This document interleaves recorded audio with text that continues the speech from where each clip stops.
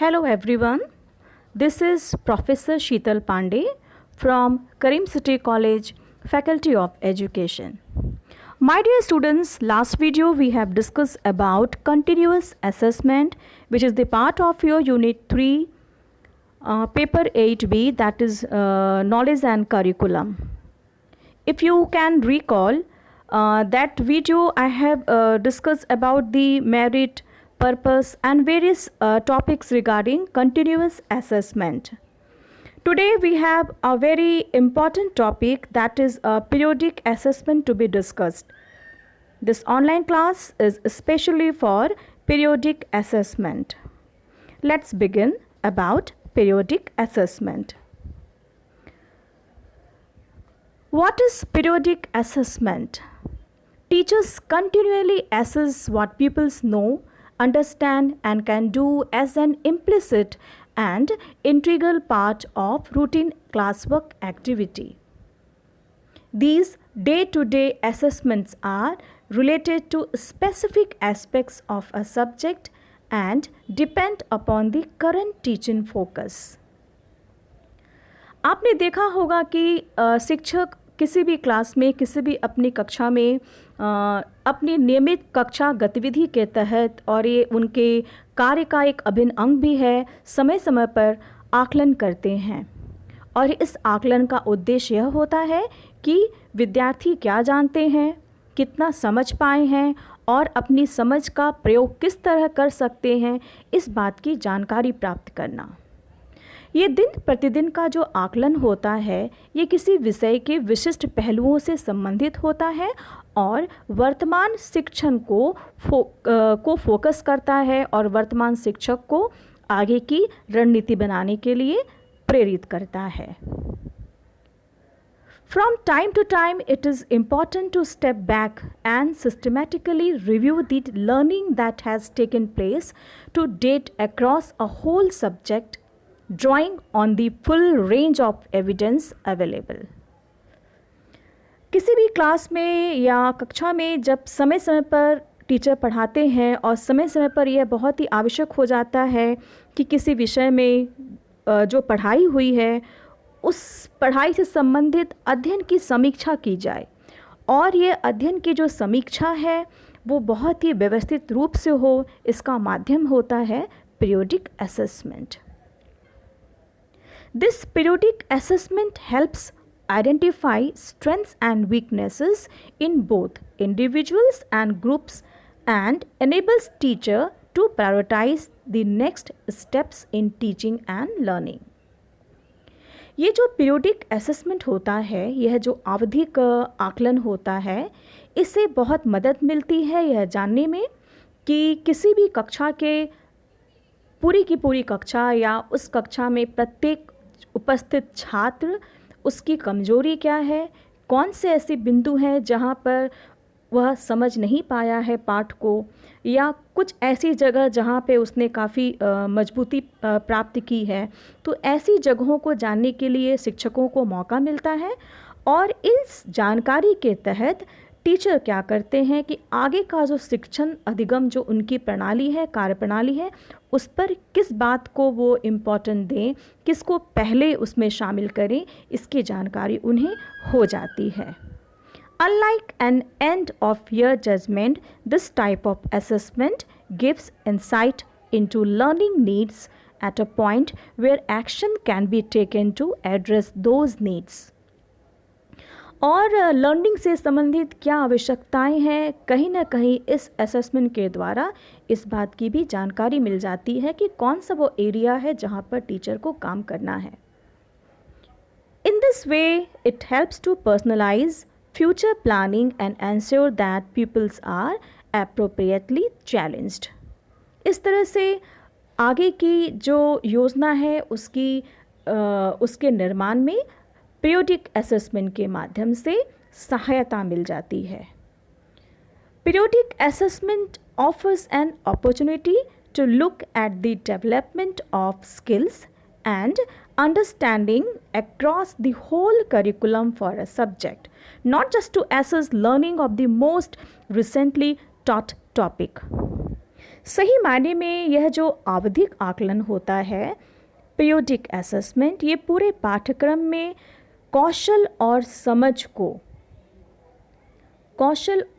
समझ को देखने का अवसर प्रदान करता है, न कि पढ़ाए जाने वाले विषय की शिक्षा का आकलन करने के लिए। तो इस तरह से पीरियोडिक असेसमेंट जो है वह काफ़ी सहायता पहुंचाता है। आइए अब हम जानते हैं कि कौन से पीरियोडिक, या यूँ कहा जाए कि किसी भी पीरियोडिक असेसमेंट को किस तरह से प्रभावकारी बनाया जा सकता है, इसे इफ़ेक्टिव बनाया जा सकता है, उसकी कुछ मूल बातें हैं जो आगे हैं। Effective periodic assessment is based on existing evidence drawn from classroom activities or lessons. आवधिक मूल्यांकन जो होता है वो दोनों ओर पूरी कक्षा या प्रत्येक छात्र की कमजोरी और ताकत को पहचानने में शिक्षक की मदद करता है।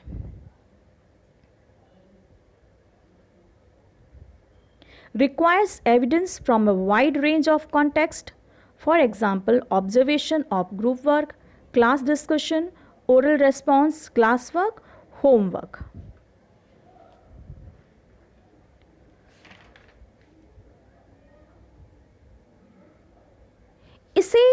इससे जो प्राप्त प्रमाण होते हैं, यानी किसी भी पीरियोडिक असेसमेंट से जो प्रमाण जो प्राप्त होते हैं वो समूह कार्य, कक्षा कार्य, मौखिक प्रतिक्रिया, वर्ग कार्य, होमवर्क आदि के अवलोकन से प्राप्त होते हैं। It can be based on individual और ग्रुप एक्टिविटीज़, यह व्यक्तिगत और समूह गतिविधि पर आधारित होता है। Will have most impact where outcomes can feed, इसमें जो भी प्राप्त सबूत हैं उनकी समीक्षा के लिए एक संरचित सुसंगत दृष्टिकोण की आवश्यकता होती है। Directly into medium and short-term planning requires a structured, consistent approach to the review of evidence. इसमें जो भी एविडेंस मिलते हैं, यानी जो भी आंकड़े इकट्ठे होते हैं इस असेसमेंट के बाद, उन आंकड़ों का रिव्यू भी हो जाता है। Depends on good subject knowledge and a clear understanding of progression in key concepts and skill within the subject. और सबसे बड़ी बात यह है कि जो भी सबूत की प्राप्ति होती है उनकी अच्छे से समीक्षा होती है, अच्छे विषय ज्ञान और विषय के भीतर जितनी भी अवधारणाएं हैं और कौशल हैं, बच्चे उनको कितना प्राप्त किए हैं, समय समय पर इसकी भी जानकारी जो है वह मिल जाती है। Periodic assessment has several benefits. Periodic assessment से बहुत सी मदद मिलती है, इसके बहुत से फ़ायदे हैं, और इसके कौन से फ़ायदे हैं हम यहाँ उनकी चर्चा करेंगे। Periodic assessment has several benefits. It does not require special assessment activities but involves making use of the opportunities provided by planned teaching and learning. इस असेसमेंट के लिए किसी विशेष तरह के मूल्यांकन गतिविधि की आवश्यकता नहीं होती है, बल्कि इसमें क्या होता है कि शिक्षक अपनी नियोजित तरीके से और बहुत ही अच्छे अधिगम अवसरों का प्रयोग करते हुए इस असेसमेंट को करते हैं। It provides a broad picture of achievement, ये बहुत ही व्यापक तस्वीर प्रदान करता है जो छात्रों को एक बेहतर दृष्टिकोण देता है। Pupils who may have progressed unevenly in different aspects of the curriculum, छात्रों को अपने असेसमेंट के बारे में, अपने प्रोग्रेस के बारे में दृष्टिकोण प्राप्त होता है। इसका एक और बेनिफिट यह है कि it draws on a wide enough range of evidence to link people's achievement to national standard in a meaningful way. एक बहुत ही सार्थक तरीके से राष्ट्रीय स्तर पर विद्यार्थियों की उपलब्धि को भी जोड़ने का यह एक माध्यम होता है।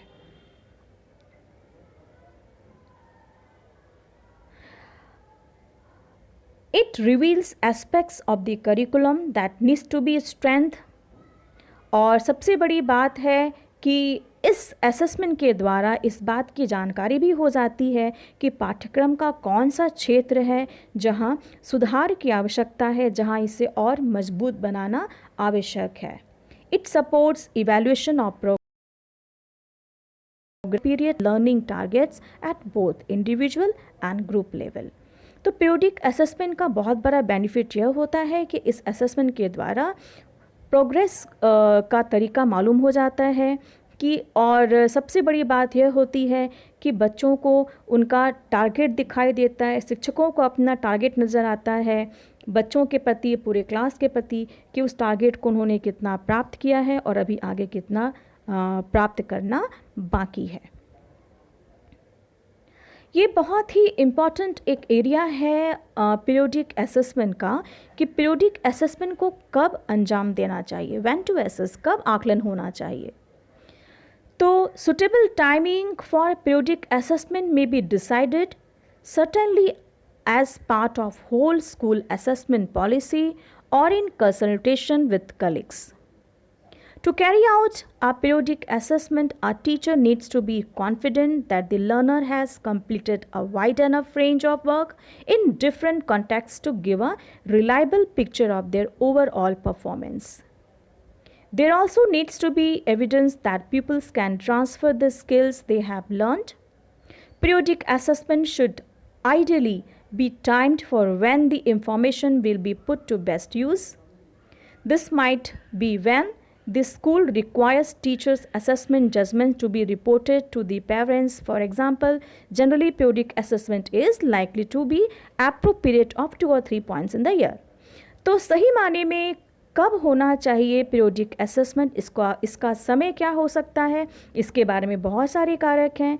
पहली बात यह हो सकती है कि कोई भी इंस्टीट्यूशन अपने आप निर्धारित कर सकता है कि उसकी ये नीति बनाता है कि किस समय में किसी कक्षा की या किसी पर्टिकुलर पाठ्यक्रम का मूल्यांकन होना चाहिए। दूसरी बात यह हो सकती है कि टीचर को जब लगता है कि हाँ अब उसका जो पठन पाठन जो है किसी भी पाठ्यक्रम का वह पूरा हो गया है, बच्चों ने उन शैक्षिक उद्देश्यों को प्राप्त कर लिया है, अब उसका आकलन हो जाना चाहिए, तब भी यह हो सकता है। और यह जांचने के लिए कि हाँ अब यह समय सही है कि बच्चों ने कितने कौशल को विकसित किया है, उसकी जांच की जाए, तब भी यह हो सकता है। और कभी कभी ऐसा भी होता है कि बच्चों के अभिभावकों को उनका फीडबैक देना होता है, उनकी जानकारी देनी होती है, तो बच्चों के प्रोग्रेस रिपोर्ट को बनाने के लिए भी पीरियोडिक असेसमेंट को अंजाम देना पड़ता है। सो माय डियर स्टूडेंट, आज यहीं तक। इसके आगे और कुछ जानकारी लेकर मैं अगले वीडियो में आऊँगी। आप सबों का दिन मंगलमय हो, आप सभी स्वस्थ रहें, खुश रहें। शुक्रिया।